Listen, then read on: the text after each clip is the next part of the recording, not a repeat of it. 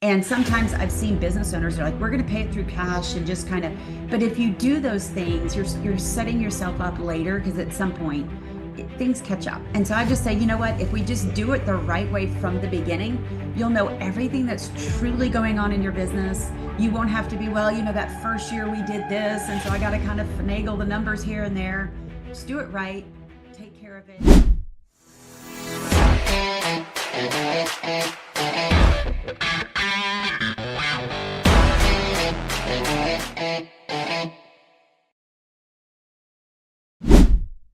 Hello, Empower Nation. Welcome to Empower Her Money podcast. I'm your host, Angela Duncan.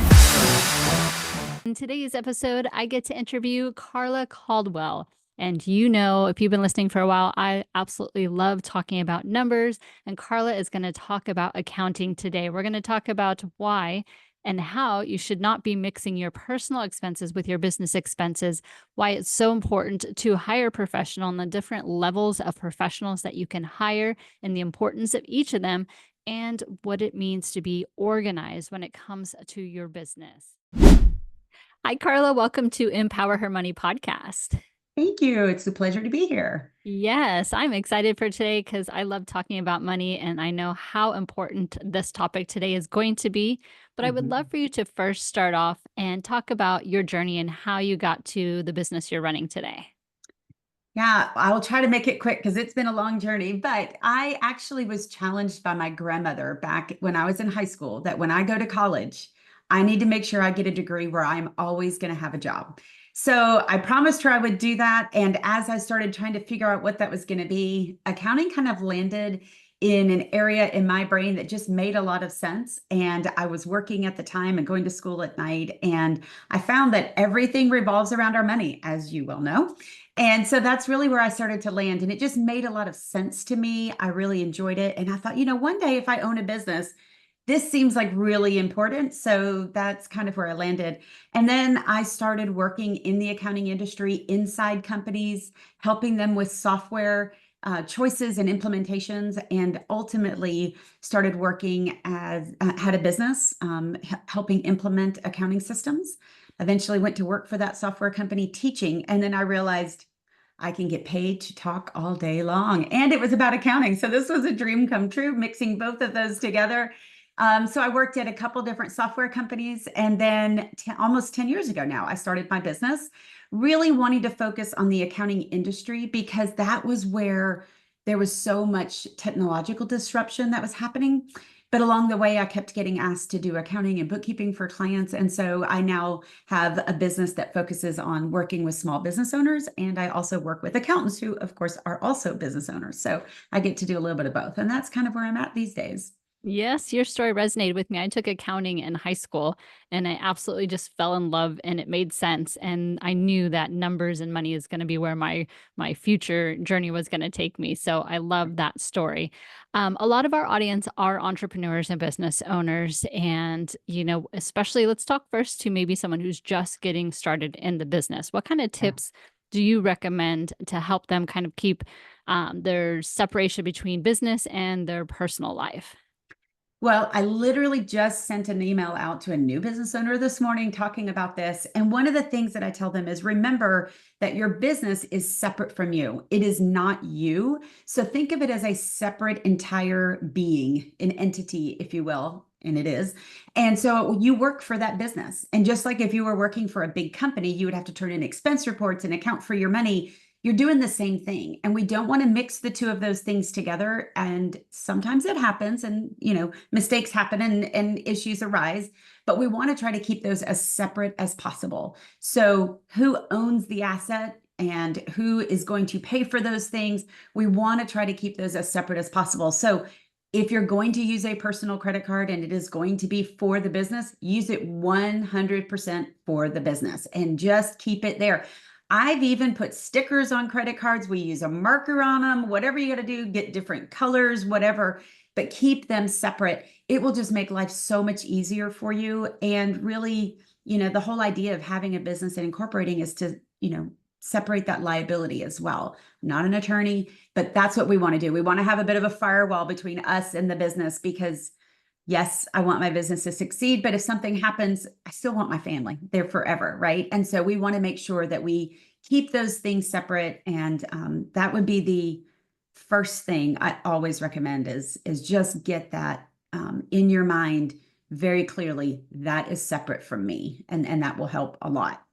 Yeah. And I think some of the misperception I've heard too is, oh, I'm a brand new business owner or so the IRS is never going to look at me and it doesn't really matter, no one's going to pay attention. But I don't think that is correct either. What do you think? No, because you just never know what's going to happen. And when we do this, there's bad habits that happen, right? So we learn growing up in college, if I just cram for that test the night before, it'll be fine. And then you get to college and we're like, oh crap, that's not going to work. So I want to develop those healthy habits early on in owning a business. And just the fear of saying I won't get audited or, that I might get audited. That's not how I want to run my business. I really want to run it in a way that is going to be ethical and full of integrity and doing the right thing. And sometimes I've seen business owners are like, we're going to pay it through cash and just kind of, but if you do those things, you're setting yourself up later because at some point things catch up. And so I just say, you know what, if we just do it the right way from the beginning, you'll know everything that's truly going on in your business. You won't have to be, well, that first year we did this. And so I got to kind of finagle the numbers here and there. Just do it right, take care of it, and just trust that you're going to be able to grow this. When you have the right, accurate information, you make better business decisions. And so that's what I encourage our clients to do. Gotcha. Do you also encourage business owners from, say, day one to have some type of software or tracking system in place? And what do you tell new business owners? Yeah, absolutely. I do a lot of work with Intuit. I'm on their advisory council this year, and they are a humongous company. Don't get me wrong. And with that comes a lot of good things, and but they have a lot of applications that are really designed for solopreneurs, and so that is definitely something that I would look at. There are apps for that, depending on what your business is going to do and how quickly it could need some more sophistication. You can have different apps. There's also Zero is out there, but absolutely staying organized from the beginning is really important. These days, you shouldn't be doing a lot of data entry. There should be integrated systems. So your bank feed comes into the accounting system, and it's just super easy to take care of those from the beginning. If you set that up, it's just going to propel you even faster. And that really does make a huge difference. None of us like to sit down with our tax preparer at the end of the year and go through all of the torture of figuring out what happened. So if we start off doing it right and staying organized using an application like that, that's going to make all the difference in that conversation at the end of the year. Yeah, I can remember people bringing like, shoe boxes of receipts, which Oh. today not so much because so much is done electronically. But that just image comes to mind when I think about someone who's not very organized, and we definitely don't want to be that person bringing it to our accountant to help us with our tax returns. Yeah, I mean, and this is many, many years ago, but I remember my dad telling me he was a doctor and did consulting, and he was very organized in his shoebox. I mean, it probably had folders and all this, but it was still a shoebox. I was like, Dad, you can't tell people what I do for a living because it just hurts. But even if it's organized, there's ways to handle, I don't have to key in every detail of a receipt. Now we take pictures of it and it reads the receipt for us and keeps up with those things. And so it is abundantly important. And the IRS realizes all of the information that's out there electronically. There are times when you need to have those receipts at the time you make the purchase. So it's getting to where it's really a necessity, and people are still thinking old school. I've got my bank statement, or I've got a shoebox, and that's just not really where we want to be anymore. We're business owners. We're adults, and we need to take care of these things. And so this is just one of those that's, yes, it's a necessary evil, but it is important. So we should be doing it. Yes, hiring a professional is definitely needed. And there's all different, types of professionals. So I would love for you to teach your audience perhaps some of the different levels, or let's go through some terminology of an, accounting firm versus a bookkeeping firm versus someone who's filing your taxes so that they understand what the different professionals are and what they do. Yeah. So this is a question that comes up quite a bit, and I relate it to the medical field because all of us have been to doctors and nurses and nurse practitioners and all of that. So I think a lot of times when we think about bookkeeping, traditionally over the years, it's been done by whomever could do their bookkeeping. And it really was about that transaction processing. And of course, now so much is electronic. We think of bookkeeping as something that's not as much needed, but honestly, it is. We have a lot of complex businesses. Even if they're a small business, their needs are complex, and that bookkeeper understands what's going on, coordinates all the coding of transactions, make sure payroll is running, deals with sales tax, all of those day-to-day things. That's what a bookkeeper's primary focus is. Above that, if you will, is that accounting professional. Now, accounting professional can be a degreed accountant having an accounting degree. It could be somebody who is a certified public accountant or an enrolled agent, lots of different titles, and we'll talk about that. And they are really looking at the financials. Does this make sense? Does your balance sheet reflect what's going on in the business? So do we have all the assets listed? Are they correctly valued? What are the liabilities? How much do you owe? Is that correct? They're looking at that bigger picture. Some bookkeepers do some of that and so on, but that's technically what they're doing. And then you have somebody that's preparing taxes at the end of the year. Typically, that is a certified public accountant or what we call an enrolled agent. An enrolled agent is somebody who has gone through training specifically for filing taxes. They understand entity structures and tax filing. And then a CPA does that, but they also could do audits and other types of accounting as well. But for the role of filing taxes, that is something that they do as well, or can do.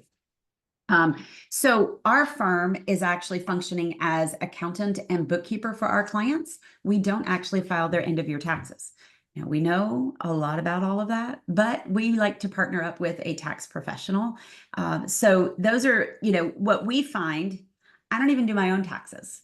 I hire somebody to do that because having an objective person that's outside of your day-to-day looking at things for you and with you brings such incredible value to you. They see things differently, they think about things differently, and having that other perspective, I think, really brings a lot to an entrepreneur who often is perhaps strong-willed and passionate about what they do, and having a couple professionals that can kind of tame that a little bit and help guide that and direct that, I think, has been a valuable asset to our clients that we've worked with.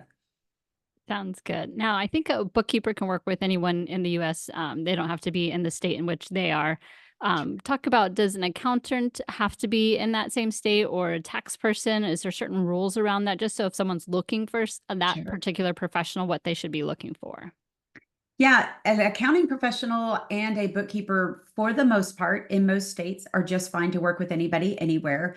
The state of California has its own special rules over there about who's allowed to be called an accountant or not. So you have to kind of check on that. As far as your tax preparer, I know that there are many tax professionals that work across a lot of different states.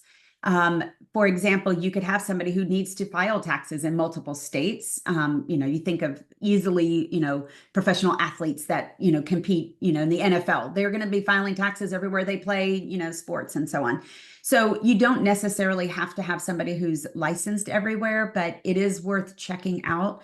The biggest thing that I always recommend is that you should interview your professional because they're applying for a job, right? And so we need to ask them, how do they know about the type of business we're in? What are the types of things that they specialize in? And really getting an interview going there where you're really understanding what they do and where they find their expertise in what areas, because they all have different areas that they specialize in. For example, I wouldn't be great at supporting restaurants. That's probably not my thing, but I love working with the nonprofit space, the construction space. Those are areas that our team loves to work in. So those are the types of clients we like to focus on. I love that piece of advice, because as a business owner, if I'm hiring for my team to come work for my team, I'm going to go through that interview process. So it should be the same exact way when you're hiring a professional. You should be interviewing them as well. Absolutely. Yeah. Yeah. And get referrals, talk to who they work with and see what it's like. Yeah, love that too. Now, if you could give one final piece of advice for the business owners out there, this is, obviously you and I love the numbers, but most business owners don't seem to love the numbers. So let's give them one more piece of advice that they can implement right away. Make sure you understand the reports that you're receiving from your accounting professional. Ask questions. have them explain it to you in I say in English, but like make it make sense for you. That is just the most important thing for you to receive reports where you understand what's going on. Is really important. And whoever's providing those to you should be willing to take the time to explain things to you. Obviously, you have to do a little bit of research and understanding on your own, but they should be explaining it to you and partnering with you. So that's the kind of relationship you want to have. So that would be my biggest advice is find a professional that will work with you, educate you a bit, and that you feel comfortable going to them for questions. Great piece of advice that created a follow-up question too. How often should your client be meeting with you? I want to meet with them no less than quarterly, but I really would love to meet with them more often, depending on what's going on in their business. If they're doing a lot of activity, if it's something new, they're about to make a big financial decision. We may not always have the answer, but we're going to at least know what's going on, have it on the radar, and pull in the right professional if we need to. So for us, it's at least quarterly, and then perhaps monthly, depending on what's going on in their business. Awesome. Carla, it's been a lot of great information and advice. If our audience wants to get in touch with you, learn more about your services, and perhaps hire you as their professional, how do they reach you?